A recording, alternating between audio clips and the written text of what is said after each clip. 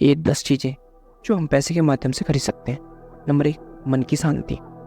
जब यह पता चलता है कि स्कूल की फीस, ईएमआई और तनख्वाह का भुगतान हो चुका है, जब यह पता लगता है कि जिनकी जिम्मेदारी यहाँ पर है उनका अच्छी तरह ख्याल रखा जा चुका है। नंबर 2, स्वास्थ्य।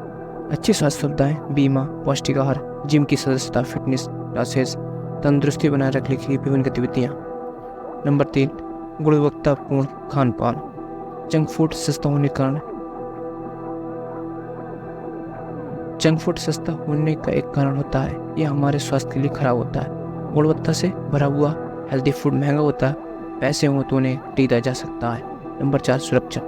पैसा हो तो खुद का वाहन लिया जा सकता है, एक सुरक्षित मोहल्ले या पड़ोस में रहा जा सकता है, सिक्योरिटी लगाई जा सकती है। नंबर 5, विकल्प।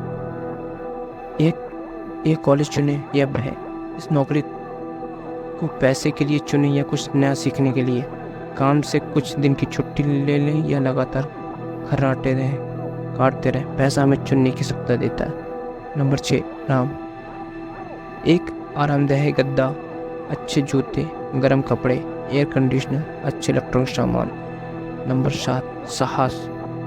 पैसा हमें साहसिक फैसले लेने में मदद करता है, असफलता के भय को कम करता है, कुछ नया करने का, नया सीखने का और नेटर बनाने में सहायता करता है। नंबर 8, उस परिवार। हमारे माता पिता, भाई बहन, जीवन साथी और दोस्त जिन चीज़ों को हमेशा से चाहते रहे हैं उन्हें बेसब मुहैया कराकर हम खुशनुमा तरह से सरप्राइज कर सकते हैं।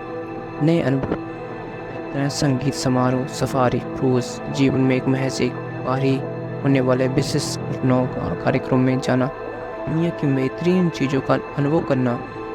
नंबर 10, आज़ादी। जब चाहें तब जीवन की रफ्तार को धीमा कर लेने की आज़ादी, जब चाहें तब हम दिनों में अधिक काम करने या आनंद लेने की आज़ादी, जैसा चाहें वैसा जीने की आज़ादी।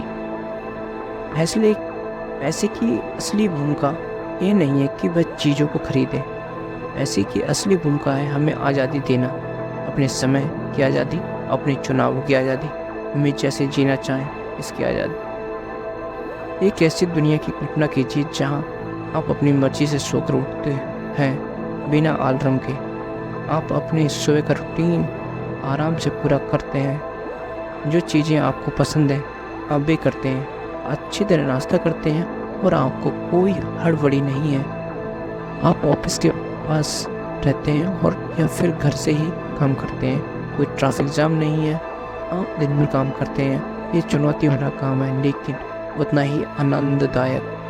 आप सच में अपने काम को मजा लेते हैं। शाम को आप कुछ नया करने की कोशिश करते हैं, तैरने जाते हैं, दोस्तों के साथ घूमते हैं या आराम करते हैं। आप खुश और कृतज्ञ महसूस करते हुए अपने दिन की समाप्त करते हुए कोई तनाव नहीं। आपको पूरी आज़ादी है, आप जो करना चाहें, जैसे करना चाहें, जब करना चाहें। हम अपने लिए ये जीवन बना सकते हैं, बशर्ते हम ये समझ लें कि हमें पैसे के लिए काम करना बंद करना होगा, बल्कि कुछ ऐसा करना होगा जिससे पैसा हमारे लिए काम करे।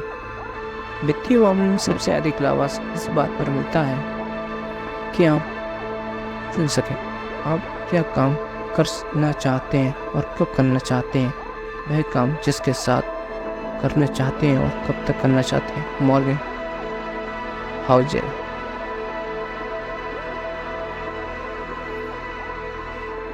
अब मैं सच में कुछ पैसे कमाना चाहता हूँ। आप अपने खर्चों को कितना घटा सकते हैं इसकी एक सीमा होती है, लेकिन आप अपनी आमदनी कितनी बढ़ा सकते हैं इसकी कोई सीमा नहीं होती। प्रमित सेठी। दुनिया आपको एक सपना बेचती है, वह आपको बताती कि जैसे ही आप अपना वेतन पाना शुरू करेंगे आप धनी बन जाएंगे, और सच्चाई ये है कि वेतन से आप अपनी जीविका चला सकते हैं, लेकिन ये आपको बंधन में डाल देती है। आप पैसों के बदले अपना समय बेचते रहे हैं।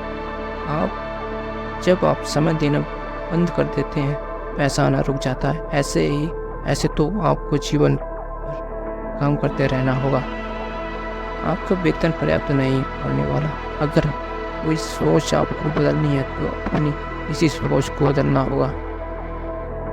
अमीर लोगों ने इस बात को अच्छी तरह समझ लिया है वे अमीर हैं क्योंकि वे अपना जीवन वेतन के भरोसे नहीं जीते।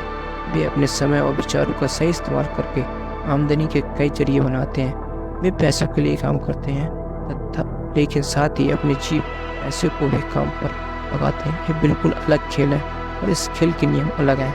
हमें अपना खेल इन नियमों के अनुसार खेलना है।